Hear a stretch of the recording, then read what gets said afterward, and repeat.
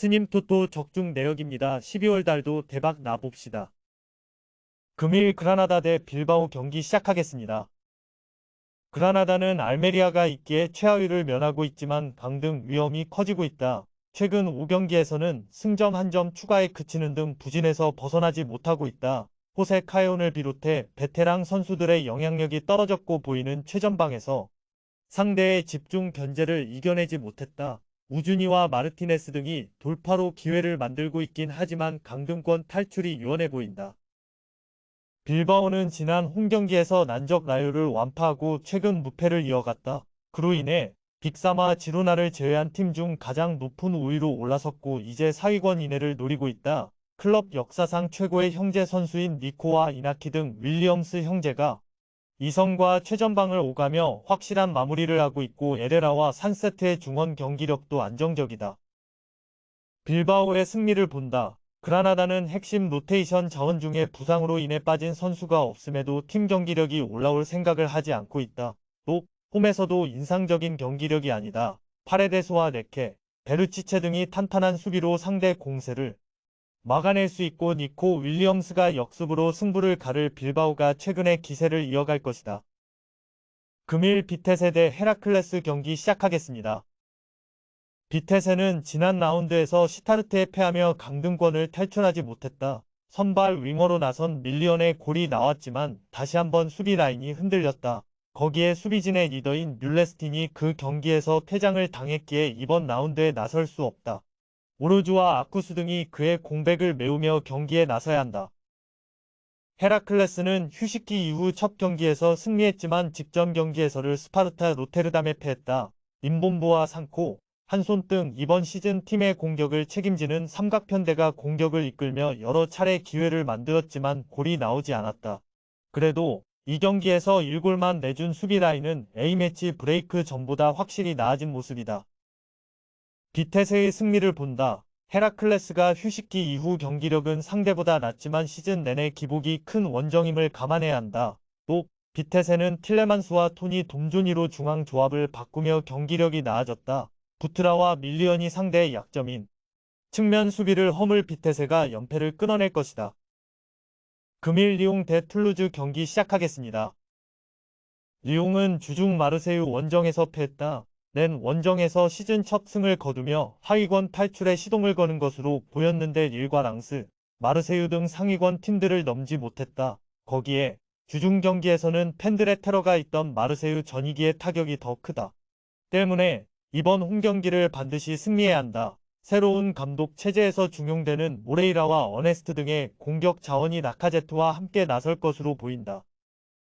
툴루즈는 무승이 길어지고 있다. 니스와 릴 등 강팀을 상대하기도 했지만 승격팀에 패하는 등 흐름이 좋지 않다. 그러나 이번 리그 경기에 100%를 하기도 부담이다. 리그 순위도 하위권이지만 유로파 마지막 일정에서 승점을 따내야 플레이오프로 가야 하기에 그 경기도 중요하다. 발링가와 시에로 등이 벤치에 대기하며 마그리와 디아라 등이 먼저 피치를 밟을 수 있다. 리옹의 승리를 본다. 최악의 시즌을 보내는 건 사실이지만 시즌 초반에 비해 선수들의 경기 집중력은 확실히 나아졌다. 또 카쿼레와 아코우코우의 중원 조합이 공격 전개를 잘 해나가고 있기에 로테이션 가동 가능성이 큰 툴루즈를 공략할 수 있다. 리옹이 시즌 두 번째 승리를 따낼 것이다. 금일 토트넘 대 뉴캐슬 경기 시작하겠습니다. 토트넘은 주중 경기에서 로메로의 선제골이 나왔고 경기 내내 상대를 두들겼지만 역전패했다.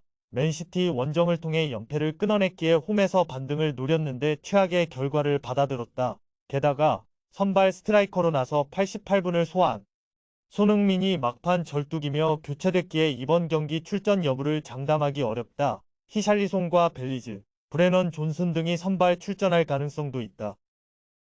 뉴캐슬은 주중 경기에서 에버튼에 완패했다. 첼시와 메뉴 등 쉽지 않은 상대를 연속으로 만나 승리했고 선두권 추격에 나섰었는데 예상치 못한 패배를 당했다.